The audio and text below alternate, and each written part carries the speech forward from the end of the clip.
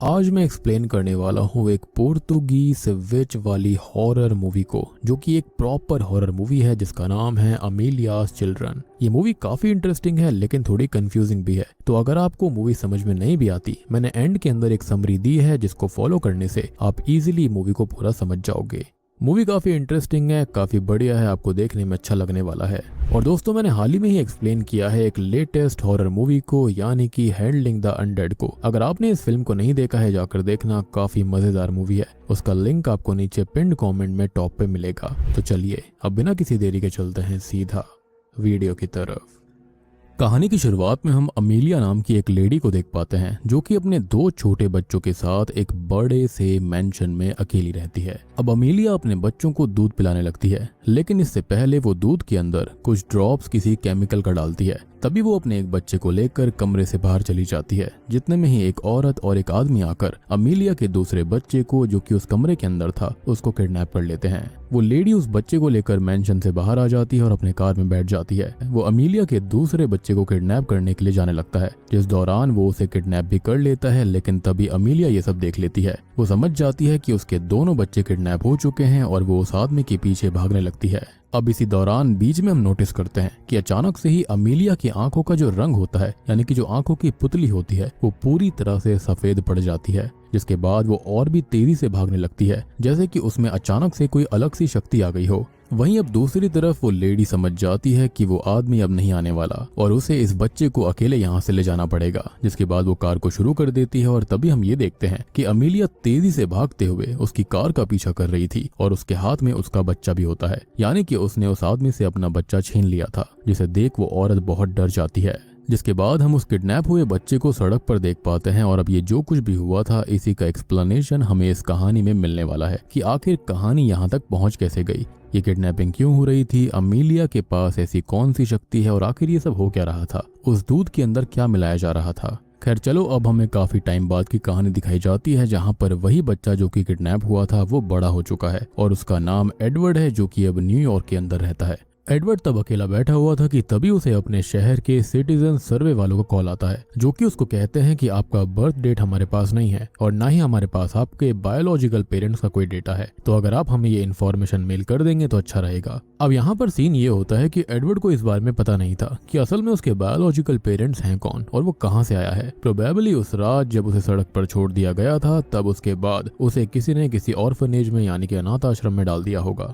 खैर यहाँ से एडवर्ड अपने घर जाता है, जहाँ पर वो अपनी गर्लफ्रेंड राइली के साथ रहता है। वहाँ पर राइली उसे एक तोहफा देती है, जो कि जीन डिटेक्टर था, जिसके जरिए कोई भी अपने ब्लड के एक ड्रॉप से अपना डीएनए पता कर सकता है और वर्ल्ड वाइड उसके डीएनए कहाँ पर मैच हो रहे हैं उसका भी पता चल सकता था। राइली को ये बात भी पता होती है कि एडवर्ड सालों से अपने परिवार को ढूंढने की कोशिश कर रहा था और इसी वजह से उसने ये तोहफा उसको दिया। अब आगे उसी रात एडवर्ड को उस डीएनए डिवाइस के ऐप से ये मैसेज आता है कि उसका डीएनए मैनुअल नाम के एक पुर्तगीज लड़के से मैच हुआ है। खैर अब इसी वक्त उसे कमरे के कोने में एक भूतिया परछाई दिखाई देती है, लेकिन अगले ही पल वो भूतिया परछाई वहां से गायब हो गई थी और एडवर्ड को लगता है कि ये बस उसका एक हेलुसिनेशन था। अब अगली सुबह एडवर्ड को खुद सामने से मैनुअल का मैसेज आता है, जिससे कॉल पर बात करने पर उसको पता चलता है कि वो तो असल में उसका ही भाई है, जिससे वो बचपन में बिछड़ गया था। जिसके बाद एडवर्ड बिना समय गवाए राइली के साथ पोर्तुगल के लिए निकल जाता है और वहां से मैनुअल के बताए गए लोकेशन पर जाने लगता है। जिस बीच रास्ते में वो एक कपल से उस लोकेशन के बारे में पूछते हैं जहां पर वो जा रहे थे और वो उन्हें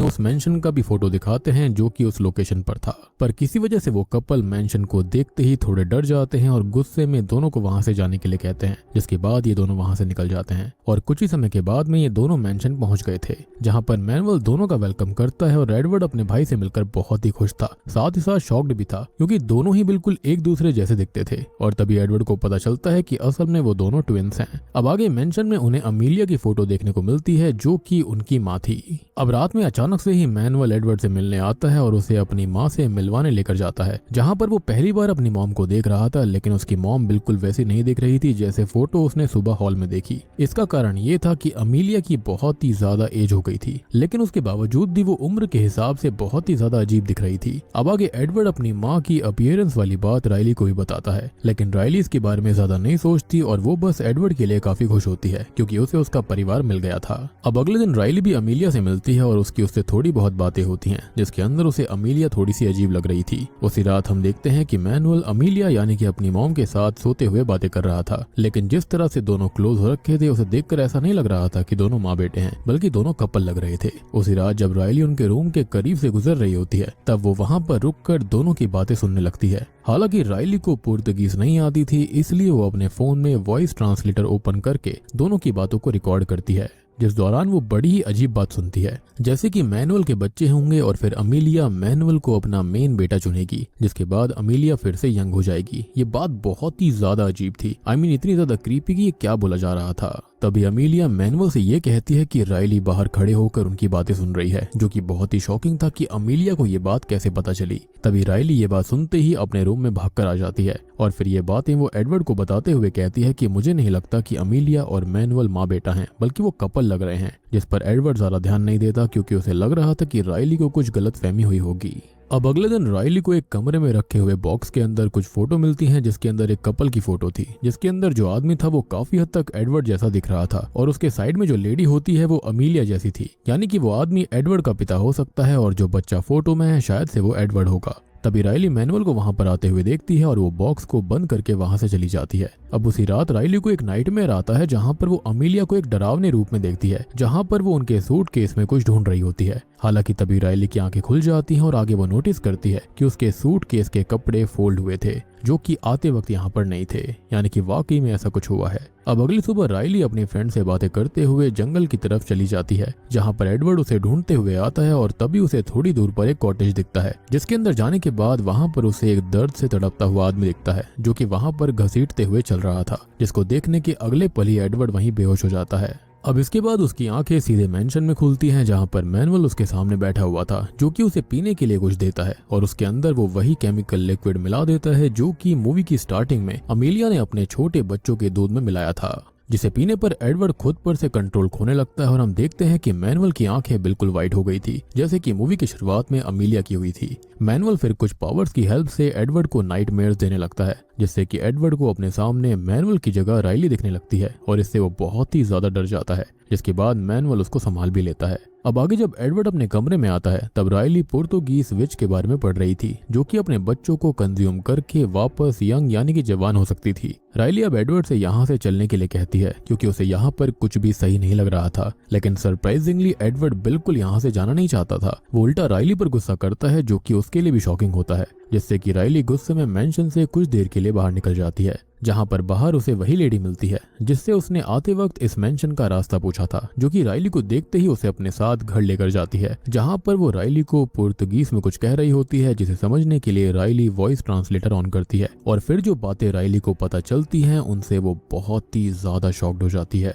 वो लेडी ये बताती है कि उसका नाम असल में वियेरा है और यहाँ से कहानी का प्लॉट थोड़ा सा कंफ्यूजिंग होने लगेगा, इसलिए आप ध्यान से सुनिएगा। तो वियेरा राइली को कुछ पास्ट के फोटो दिखाती है, जिसके अंदर एक फोटो में राइली उसी आदमी को देखती है जिस आदमी को उसने उस फोटो के अंदर देखा था, जो फोटो उसे मेंशन के अंदर बॉक्स के अंदर मिली थी, यानी कि उनकी शक्लें बिल्कुल एडवर्ड जैसी थी। इस फोटो के अंदर वो आदमी किसी और लेडी के साथ बैठा होता है और फिर वियेरा राइली को बताती है कि इस फोटो के अंदर जो आदमी बैठा हुआ है उसका नाम असल में आर्थर है, जो कि एडवर्ड का पिता है, और जिस लेडी के साथ वो फोटो के अंदर बैठा हुआ है वो उसकी बेटी फीलिया है, यानी कि फीलिया वियेरा की बेटी है। और फीलिया और आर्थर एक दूसरे से प्यार करते थे और साथ में रहना चाहते थे। अब आगे वियेरा बताती है कि अमीलिया असल में एक चुड़ैल है और वो काला जादू करती है। अमीलिया अपने ही बेटों के साथ इंटीमेट होकर और बच्चे पैदा करती है, जिसमें अगर लड़की पैदा होगी तो वो उसे उसी वक्त मार डालती है, और अगर लड़का पैदा हुआ तब वो उन्हें बड़ा करके उनके साथ रिश्ता बनाती है, जिससे कि और बच्चे पैदा होंगे। लेकिन अमीलिया ऐसा करती क्यों है? अमीलिया असल में ऐसा इसलिए करती है क्योंकि वो इससे हमेशा जवान रहेगी। तब यहाँ पर अगर इस लॉजिक से देखा जाए तब मेंशन में इस वक्त तक बहुत सारे अमीलिया के बेटे होने चाहिए थे और सो कॉल्ड हस्बैंड, जबकि ऐसा नहीं है। लेकिन ये सोचने वाली बात थी कि अमीलिया तो एक विच होती है जो कि कितनी जनरेशन से ये काला जादू इनब्रीडिंग कर रही होगी। तो मेरे हिसाब से इसका जवाब ये है कि अमीलिया असल में अपने बेटों के साथ रिश्ता बनाकर बच्चे तो पैदा करती है, लेकिन वो उससे जवान नहीं हो सकती। उसे उन बच्चों का सेक्रीफाइस देना पड़ता होगा और उसके बाद वो जवान होती होगी। और सेम चीज हमने द विच नाम की एक फिल्म के अंदर भी देखी थी, जहां पर वो बच्चे को किस तरह सेक्रीफाइस करती हैं, क्या क्या करती हैं। वो बहुत ही ग्रूसम सीन था। और इसी वजह से उस रात राइली ने जब अमीलिया और मैनुअल की बातें सुनी थी, तब अमीलिया ने मैनुअल से कहा था कि तुम्हारे बच्चे होने के बाद तुम मेरे मेन बेटे बनोगे। यानी कि अमीलिया मैनुअल से हुए बच्चों को मार देगी और यंग बन जाएगी और उसके साथ हमेशा रहते हुए ऐसे ही करती रहेगी। और उसे यंग बने रहने के लिए ये प्रोसेस बार बार करते रहना पड़ेगा और इसलिए उसका एक बेटा हमेशा उसे चाहिए जिसके साथ रिश्ते के अंदर आकर वो बच्चे पैदा कर सके, तब तक जब तक वो बेटा मर ना जाए और अमीलिया उस बेटे के साथ रिश्ते में ना आ जाए। और वो बेटा जिसके साथ अमीलिया अभी फिलहाल पूरी जिंदगी रहने वाली है वो कोई और नहीं बल्कि मैनुअल है, क्योंकि वो स्टार्टिंग से उसके साथ था। मैनुअल के साथ रिश्ता बनाकर वो यंग रहेगी और ये प्रोसेस तब तक चलता रहेगा जब तक मैनुअल मर ना जाए, जिसके बाद अमीलिया मैनुअल के बेटों के साथ ये रिश्ता बनाएगी। आई होप कि आपको यहाँ पर प्लॉट क्लियरली समझ में आ रहा होगा। अब यहाँ पर सीन ये है कि अमीलिया ने असल में मैनुअल को पूरी तरह से अपने वश में करके रखा हुआ है, या फिर हो सकता है कि मैनुअल अपनी मर्जी से अमीलिया के साथ रिश्ता बना रहा होगा। लेकिन श्योरली अमीलिया ने अपने दूसरे बेटे एडवर्ड के साथ भी रिश्ता बनाने का प्लान बनाया है, इसलिए उसने एडवर्ड को इतनी दूर से बुलवाया। सोच कर देखो ना कि डीएनए मैच करना, एकदम से ही यहाँ पर मैनुअल का मैसेज आना, उसको लोकेशन भेजकर यहाँ पर बुलवाना, बहुत ही वियर्ड बात थी। अब मैं यहाँ पर और भी बातें आपसे क्लियर करता हूँ कि अमीलिया का बेटा है आर्थर और उसके साथ रिश्ते में आकर अमीलिया ने जन्म दिया था एडवर्ड को। अब यहाँ पर हमको ये नहीं बताया गया है कि मैनुअल भी आर्थर के अलावा भी कोई बेटा होगा और मैनुअल उसी का ही बेटा हो, या फिर ये हो सकता है कि मैनुअल एडवर्ड का ही बेटा होगा, या फिर ये दोनों ट्विंस हो सकते हैं। हालांकि दोनों ही तरह से एडवर्ड और मैनुअल भाई होते हैं। अब यहाँ पर हमें कई और चीजें जानने के लिए मिलती हैं कि मूवी की शुरुआत में एक आदमी और एक औरत जो कि अमीलिया के बच्चे को किडनैप करने आए थे, वो असल में आर्थर और फीलिया ही थे। उस वक्त आर्थर अपने बेटे को अमीलिया के पास से छुड़ाकर फीलिया के साथ कहीं और जिंदगी बिताना चाहता था, लेकिन उस रात अमीलिया ने उसको पकड़ लिया और प्रोबेबली उसे उस मेंशन के अंदर कहीं कैद कर दिया, जिसके बाद उसने फीलिया को मार दिया होगा क्योंकि फीलिया आज तक घर नहीं लौटी। अब माइट भी यहाँ पर ऐसा हुआ होगा कि फीलिया बच्चे को लेकर अपने डेस्टिनेशन पर पहुंच गई होगी, लेकिन अमीलिया वहां पर आ गई। ऑब्वियस सी बात है, वो एक विच है, इसलिए वो इतनी तेज भाग पा रही थी और उसकी आंखें सफेद भी इसलिए हुई थी। जिसके बाद फीलिया ने बच्चे को तो अमीलिया से बचा लिया होगा, लेकिन इसमें उसे अपनी जान गंवानी पड़ी। अब यहाँ पर मैं आपको बताना चाहूंगा कि जिस आदमी को एडवर्ड ने उस कॉटेज के अंदर देखा था वही आर्थर था, जिसे अमीलिया ने अब तक मेंशन के अंदर कैद करके रखा है। यहाँ पर एक और बात हमको पता चलती है कि जो फोटो राइली ने मेंशन के अंदर उस बॉक्स में देखी थी, उस फोटो के अंदर जो आदमी है असल में वो आर्थर नहीं है बल्कि आर्थर का पिता है और मैनुअल और एडवर्ड का दादा, और इसी वजह से सभी के चेहरे एक जैसे थे। माइट भी एक जैसे चेहरे देखकर विच को इंटीमेसी में भी दिक्कत नहीं आती होगी, राइट। खैर ऐसा हुआ होगा कि अमीलिया ने आर्थर को अपने वश में करके उसके साथ संबंध बनाया, लेकिन जब आर्थर उसके वश से बाहर आ गया था और उसे अपनी माँ का सच पता चला, तब उसने वहां से फीलिया के साथ अपने बच्चों को लेकर भागने की कोशिश करी, या फिर शायद से वो ये भी जान गया था कि इस विच को कैसे खत्म करना है। अगर यहाँ पर बच्चे नहीं होंगे तो वो भी मारी जाएगी। इनफैक्ट मुझे ऐसा लगता है कि अमीलिया खाने के अंदर और दूध के अंदर जो ड्रॉप्स मिलाती है ना, वो कोई मैजिकल स्पेल वाली ड्रॉप होगी जिसके चलते ये उसके वश में रहते होंगे। अदरवाइज कोई भी अपनी मर्जी से ऐसा करने की सोचेगा भी नहीं। अब राइली इससे ये समझ जाती है कि उसे जल्दी से जल्दी एडवर्ड को वहां से लेकर जाना पड़ेगा, इससे पहले अमीलिया उसे वश में करके उसके साथ भी रिश्ता बना ले। जिसके बाद राइली मेंशन की तरफ जाने लगती है कि तभी वो ये देखती है कि मैनुअल ने उनकी कार के आगे के रास्ते को ब्लॉक करके रखा है, यानी कि वो उन्हें जाने देना नहीं चाहता। अब राइली फिर एडवर्ड को लेकर वियरा के घर जाती है ताकि वो उसको सच बता पाए, जहाँ पर वो तो नहीं होती, लेकिन तब भी वो उसे कुछ फोटोज दिखाकर और सारा सच बताकर काफी हद तक कन्विंस कर लेती है कि उन्हें यहाँ से जल्दी चले जाना चाहिए, जिसके लिए एडवर्ड मान जाता है। अब राइली को उस डीएनए डिवाइस से मैसेज आता है कि एडवर्ड के डीएनए में उन्हें इनब्रीडिंग के साइंस मिले हैं, यानी कि वियरा की बताई हुई बातें पूरी तरह से सच थी। तभी होता यह है कि जो राइली और एडवर्ड होते हैं वो किसी वजह से अलग हो गए थे, जहां पर एक तरफ तो मैनुअल राइली को मारने आता है क्योंकि उसको सारा सच पता चल गया था, लेकिन तभी राइली वेरा की डेड बॉडी को देखती है जिसको मैनुअल नहीं मारा था। तभी हम अमीलिया को देख पाते हैं जो कि एडवर्ड को अपनी शक्ति से हेलुसिनेशन में डाल देती है और उसके साथ में इंटीमेट होने लगती है और एडवर्ड को ऐसा फील हो रहा था जैसे कि वो राइली के साथ है। तभी राइली वहां पर आ जाती है और वो छुपकर एडवर्ड और अमीलिया को इंटीमेट होते हुए देख लेती है। जिस वक्त अमीलिया किसी चुड़ैल से कम नहीं लग रही थी तभी अमीलिया वहां से इंटीमेट होकर चली जाती है और फिर राइली लगभग अनकॉन्शियस एडवर्ड को वहां से ले जाने लगती है। जिस बीच वहां पर मैनुअल आ जाता है और वो मैनुअल को ऊपर से नीचे गिरा देती है जिससे कि मैनुअल बहुत ही ज्यादा घायल हो गया था। तभी अमीलिया की नजर राइली पर पड़ती है और वो उसके पीछे आने लगती है। आगे वो राइली को पकड़ लेती है और उसे चाकू से स्टैब करने की कोशिश करती है जिसमें कि वो लगभग राइली को मारने ही वाली थी कि तभी पीछे से जो आर्थर होता है वो आकर अमीलिया को पकड़ लेता है जो कि अब तक कैद था। लेकिन इसी झड़प के बीच राइली एक मोमेंट पर आर्थर के पास आ गई थी और उसने तभी उसे आजाद कर दिया होगा। इसी का फायदा उठाते हुए राइली एडवर्ड को लेकर वहां से भाग जाती है और हम देखते हैं कि अमीलिया आर्थर को चाकू से कई बार स्टैब कर कर मार डालती है और मैनुअल अब भी जिंदा था। मूवी के एंडिंग सीन में हम अमीलिया को पूरी तरह से यंग देख पाते हैं, यानी कि उसका काला जादू सही से काम कर गया था और उसके हाथ में एक बच्चा भी होता है। अब देखो यहाँ पर दो बात हो सकती हैं कि पहली तो ये कि ये शायद से एडवर्ड का ही बच्चा होगा क्योंकि वो उसके साथ इंटीमेट हो रही थी। दूसरी बात ये कहती है कि शायद से वो उसके साथ ठीक से इंटीमेट नहीं हो पाई क्योंकि इंटीमेसी वाले सीन को देखकर ऐसा लग रहा था कि वो बीच में ही छोड़कर चली गई थी और उसने ये बात भी बोली थी कि मैनुअल ही उसका मेन बेटा रहेगा। तो मेरे हिसाब से ये मैनुअल का ही बच्चा हो सकता है। I mean, यहाँ पर कुछ भी हुआ हो लेकिन अल्टीमेटली ये विच कामयाब हुई एक बच्चे को जन्म देने में। अब या तो ये बात हो सकती है कि अमीलिया का फेवरेट मैनुअल ही था, उसने खाली यहाँ पर एडवर्ड को इसलिए बुलाया ताकि वो बच्चे का सैक्रिफाइस दे पाए। माइट भी वो मैनुअल और अपने बच्चे का सैक्रिफाइस देना नहीं चाहती होगी।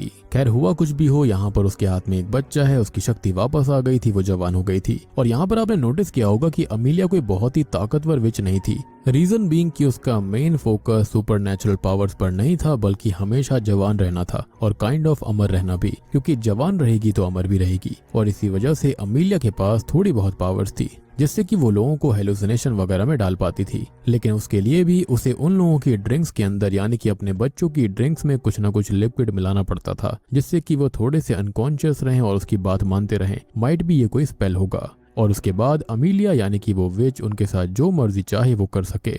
और बूम, इसी के साथ में ये मूवी यहीं पर खत्म हो जाती है। तो दोस्तों ये थी अमीलियाज चिल्ड्रन फिल्म की कहानी। तो देखो सिंपल सी कहानी है, इसके अंदर एक पोर्तुगीज विच होती है जो कि जवान रहने के लिए अपने ही बच्चों के साथ में इंटीमेसी करती है, या फिर ये कहें कि किसी एक व्यक्ति के साथ उसने इंटीमेसी करी जिसके बाद उसका कोई बच्चा पैदा हुआ और उसने उसको अपने वश में किया। दूध के अंदर वो ड्रॉप्स मिलाया करती थी, स्पेल को मिलाया करती ताकि बच्चा बड़ा हो जाए, उसके साथ में वो इंटीमेट होती रहेगी जिसके चलते उसे और बच्चे होंगे और उसको शक्ति मिलती रहेगी। माइट भी वो एक दो का सेक्रीफाइस दे दिया करती होगी और यही रीजन था कि एडवर्ड का, मैनुअल का, आर्थर का सबका चेहरा यहाँ पर मिल रहा था। एंड माइट भी मुझे ऐसा लगता है कि जो आर्थर होता है ना, उसको एहसास हो गया होगा कि वो उसके स्पेल से बाहर आ गया होगा, जिसके बाद में उसे वेरा की बेटी से प्यार हो गया। वो दोनों वहां से भागना चाहते थे और वो अपने बच्चों को बचाना चाहता था, लेकिन विच ऐसा नहीं कर सकती थी, जिसके चलते उसने वेरा की बेटी यानी कि फीलिया को मार दिया और आर्थर को कैद कर लिया ताकि इन केस अगर माइट भी सब वहां से चले भी जाए तो एटलीस्ट आर्थर उसके पास रहे। इस विच को खाली इंटीमेसी चाहिए थी और इसके लिए वो किसी भी हद तक जा सकती थी और यही इस मूवी का मेन मोटिव है। स्टार्टिंग में हमने जिस कपल को देखा वो आर्थर और फीलिया ही थे। तो उम्मीद करता हूँ कि अब आपको ये कहानी पूरी की पूरी अच्छे से समझ में आ गई होगी। समझ में आ गई है तो वीडियो को लाइक कर देना, चैनल के ऊपर नए हैं तो सब्सक्राइब कर लीजिए। तो मैं आप सबको मिलता हूँ अगली वीडियो के साथ में, तब तक के लिए